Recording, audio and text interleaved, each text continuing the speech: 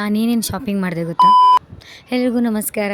ಇವತ್ತು ನಾನು ಬೆಳಗ್ಗೆ ಬೇಗನೆ ಎದ್ದು ಮನೇಲಿರೋ ಎಲ್ಲ ಕೆಲಸ ಮುಗಿಸ್ಕೊಂಡೆ ಫಸ್ಟು. ಆಮೇಲೆ ಒಂದು ರೀಲ್ಸ್ ಮಾಡೋಣ ಅಂತ ಅನಿಸ್ತು. ಸೊ ಅದಕ್ಕೆ ಕನ್ನಡ ಸಾಂಗ್ ಆದಂತಹ ನಿಂಗವ ನಿಂಗವ ಅನ್ನೋದಕ್ಕೆ ಒಂದು ರೀಲ್ಸ್ ಕೂಡ ಮಾಡಿದೆ. A few moments later.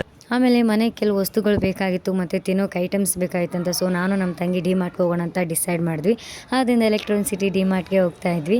ಅಲ್ಲಿರೋ ನಿಮಗೆಲ್ಲ ಗೊತ್ತು ಅನ್ಕೊತೀನಿ ಮೆಟ್ರೋ ಸ್ಟೇಷನ್ನು. ನಾನಂತೂ ಮೆಟ್ರೋಕ್ಕೆ ಹೋಗಲ್ಲ, ಬಟ್ ಎಸ್ಕಲೇಟ್ರ್ ಮೇಲೆ ಹೋಗ್ಬೇಕು ನಂಗೆ ತುಂಬ ಇಷ್ಟ. ಸೊ ಅದಕ್ಕೆ ಹೋದೆ.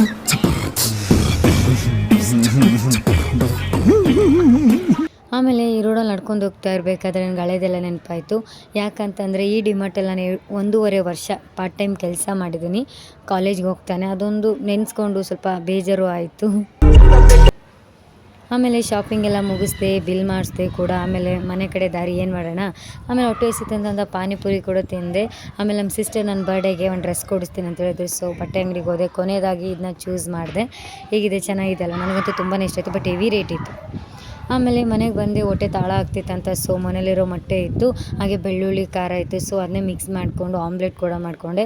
ಆಮೇಲೆ ಚಪಾತಿ ಇತ್ತು ಅಂತ ಅದನ್ನು ಮತ್ತೆ ಮಾಡಿರೋ ಚಪಾತಿನೇ ಮತ್ತೆ ಸ್ವಲ್ಪ ಎಣ್ಣೆ ಹಾಕಿ ಫ್ರೈ ಮಾಡಿ ಮತ್ತು ಲಾಸ್ಟಲ್ಲಿ ರೆಡಿ ಮಾಡಿಕೊಂಡು ಊಟ ಮಾಡಿದೆ ಅಂತ ಅದನ್ನ ಕುಡಿದು ಈ ದಿನ ಮುಗಿಸ್ದೆ. Thank you. ಅಷ್ಟೇ.